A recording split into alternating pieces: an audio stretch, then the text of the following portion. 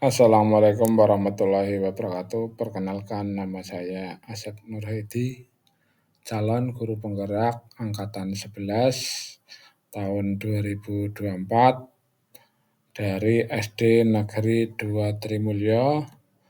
Di sini saya akan mewawancarai kepala sekolah SD Negeri 2 Trimulyo dan Kepala TK Pertiwi 2 Trimulyo, yaitu tentang pengambilan keputusan berbasis nilai-nilai kebijakan sebagai pemimpin. Selamat menyaksikan.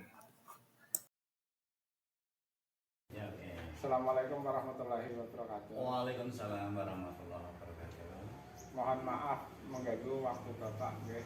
Oke, tidak apa-apa, monggo silakan. Untuk pagi ini saya ingin melakukan wawancara dengan Bapak. Selaku kepala sekolah, saya terkait dengan tugas demonstrasi kontekstual modul 3.1, yaitu pengambilan keputusan dilema etika. Oke, ya. Nah, ini langsung saja untuk boleh. mulai wawancaranya. Oke. Selama ini bagaimana Bapak selaku kepala sekolah dapat mengidentifikasi kasus-kasus yang merupakan dilema etika atau rujukan moral? Oke.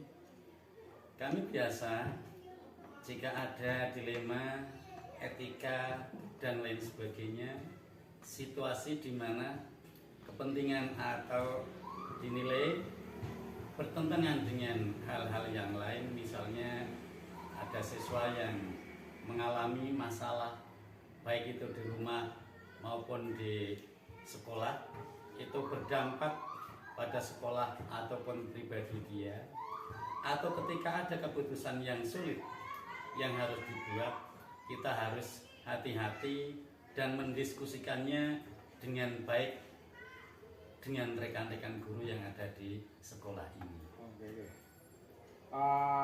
Selama ini bagaimana Bapak menjalankan pengambilan keputusan di sekolah Bapak, terutama untuk kasus-kasus di mana ada dua kepentingan yang sama-sama benar atau sama-sama mengandung nilai kebaikan? Oke, terima kasih pertanyaan yang sangat luar biasa.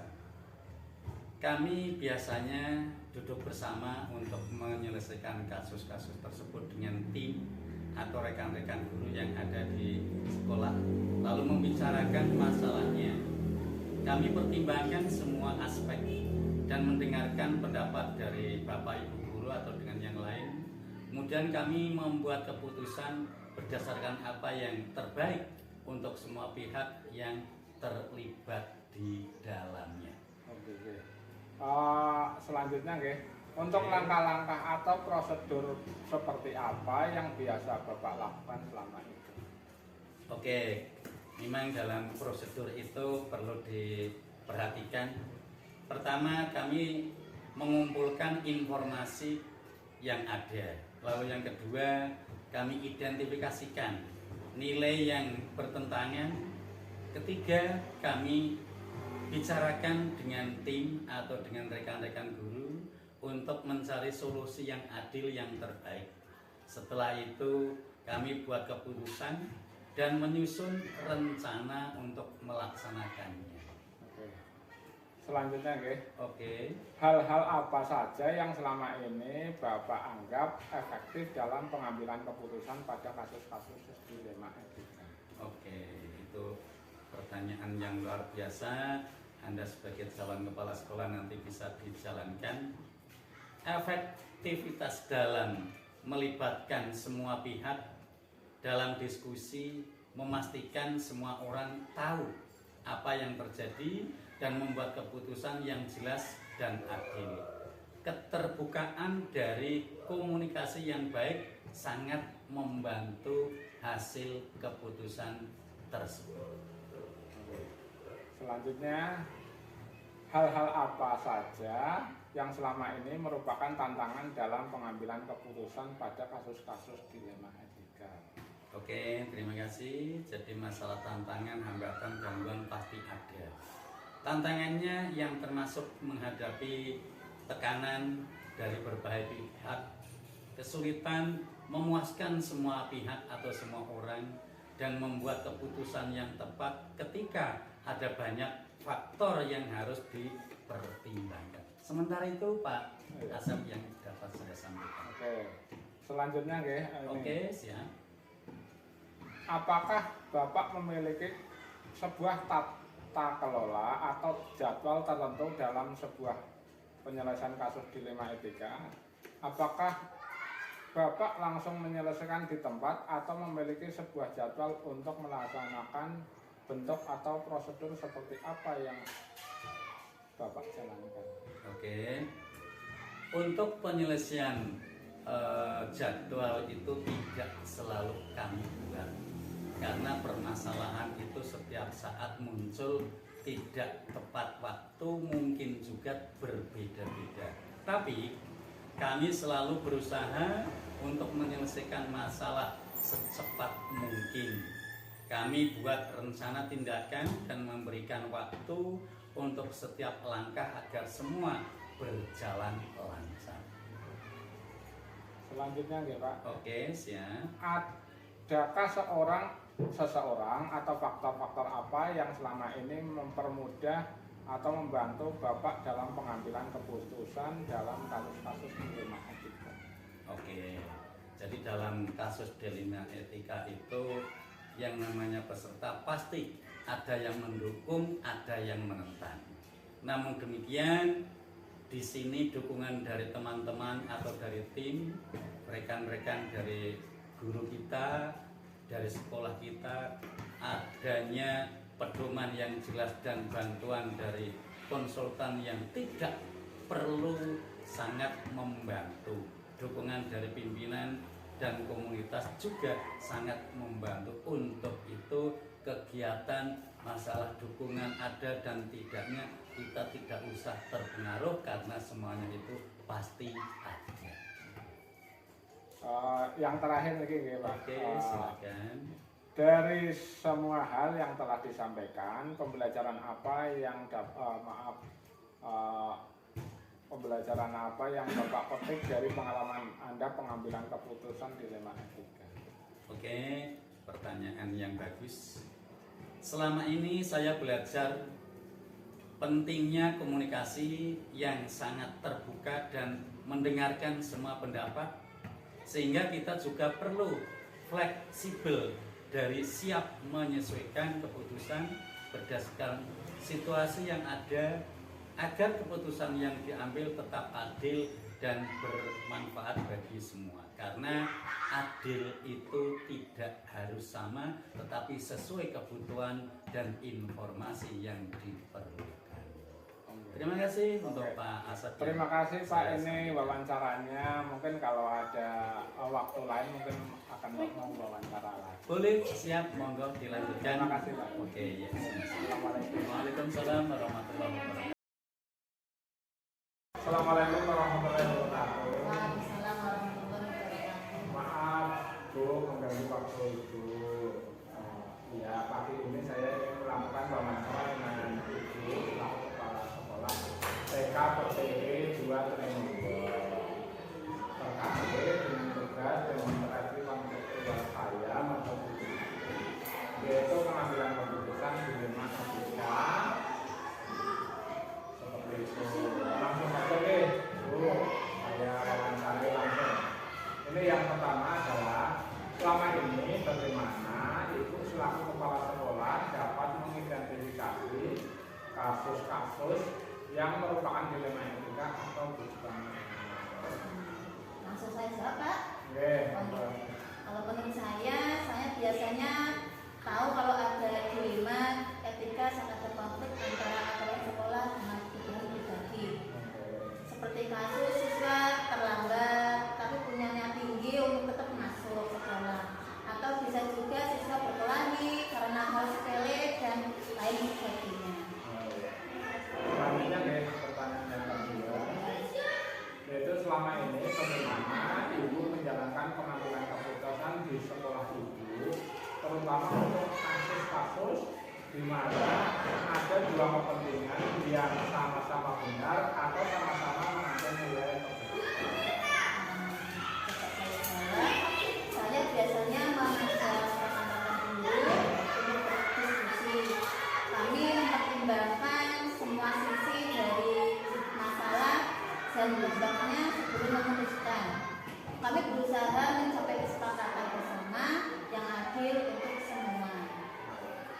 Oke, untuk selanjutnya, langkah-langkah atau prosedur seperti apa yang biasa Bapak lakukan selama ini?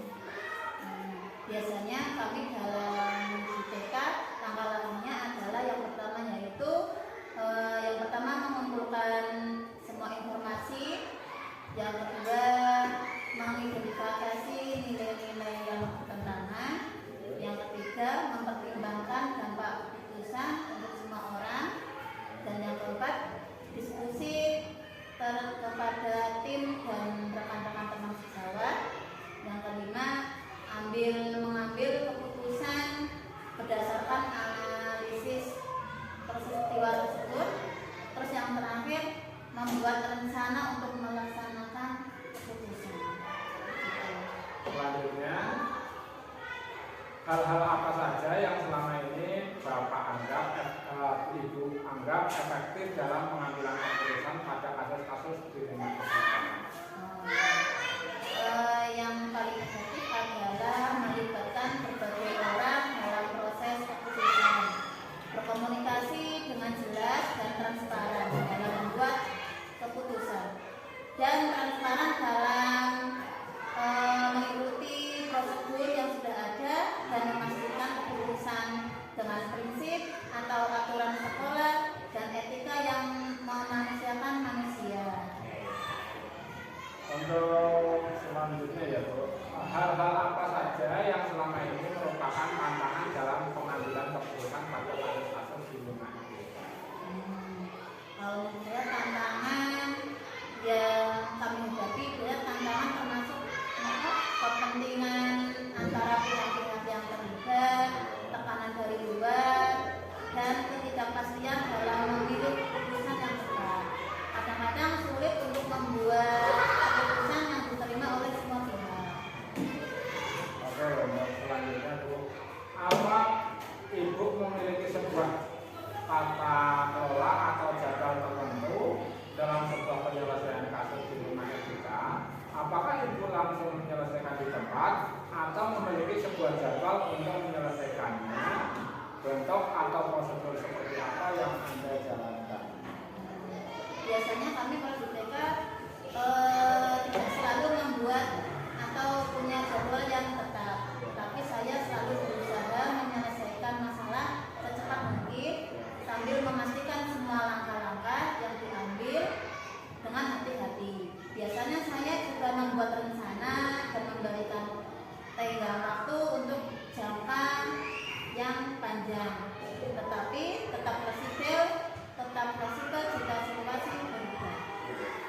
Untuk selanjutnya ya Bu, adakah seorang atau faktor-faktor apa yang selama ini mempermudah atau membantu Bapak Ibu dalam pengambilan keputusan dalam kasus-kasus di rumah kita? Dukungan dari teman atau tim rekan yang kompak dan memiliki pedoman etika yang jelas sangat membantu. Terkadang saya juga melibatkan konsultan, moderator dari luar jika keperluan untuk mendapatkan pandangan tambahan. Dukungan dari keterlibatan seluruh warga sekolah juga memudahkan proses pengambilan keputusan. Ini yang terakhir ya Bu, dari semua hal yang telah disampaikan, pembelajaran apa yang dapat Ibu petik dari pengalaman Anda mengambil keputusan di rumah kita? Yang kami petik dalam keputusan yaitu saya belajar bahwa semua keterbukaan dan berkomunikasi sangat penting untuk mempertimbangkan semua aspek dan dampak dari keputusan serta fleksibel untuk menyelesaikan keputusan jika diperlukan. Oke, terima kasih untuk wawancara ini ya Bu. Mohon maaf mengganggu waktu panjenengan. Terima kasih. Assalamualaikum warahmatullahi wabarakatuh. Waalaikumsalam warahmatullahi wabarakatuh. Terima kasih telah menyaksikan video saya. Untuk selanjutnya adalah refleksi. Yang pertama, hal-hal menarik apa yang muncul dari wawancara tersebut? Sesuai hasil wawancara yang saya lakukan, para kepala sekolah tersebut melakukan pengambilan keputusan dengan melakukan identifikasi masalah. Selanjutnya melakukan diskusi dan komunikasi dengan unsur-unsur yang ada di sekolah, terutama dengan pihak-pihak yang terlibat langsung. Selanjutnya membuat keputusan yang berpihak pada siswa, bijaksana, bertanggung jawab, memaksimalkan potensi positif, dan meminimalisir potensi negatif. Yang kedua, bagaimana hasil wawancara antara dua pemimpin yang Anda wawancarai? Berdasarkan hasil wawancara, ada beberapa persamaan, yaitu kepala sekolah melakukan identifikasi masalah, mengumpulkan fakta-fakta, kemudian melakukan diskusi dan komunikasi dengan berbagai pihak, terutama yang terlibat dalam masalah. Yang ketiga, apa rencana ke depan para pemimpin dalam menjalankan pengambilan keputusan yang mengandung unsur dilema etika? Rencana ke depannya, para pemimpin tersebut jika menghadapi permasalahan dilema etika ataupun bujukan moral akan melakukan tahapan-tahapan pengambilan keputusan sesuai dengan 4 paradigma, 3 prinsip, dan 9 langkah pengambilan dan pengujian keputusan dengan lebih lengkap, termasuk pengujian dan investigasi opsi trilema. Untuk selanjutnya, untuk yang terakhir yaitu bagaimana Anda sendiri akan menerapkan pengambilan keputusan dilema etika pada lingkungan, pada murid-murid Anda, dan pada kolega-kolega guru Anda yang lain. Kapan Anda akan menerapkannya? Saya akan menerapkan 9 langkah pengambilan keputusan dalam setiap permasalahan dilema etika, baik ketika berhadapan dengan masalah murid maupun ketika ada kolega guru yang menemui masalah dilema etika. Saya akan menawarkan mereka untuk mengambil keputusan sesuai 9 langkah pengambilan dan keputusan yang telah saya pelajari. Dan saya akan aplikasikan mulai sekarang. Terima kasih. Wassalamualaikum warahmatullahi wabarakatuh.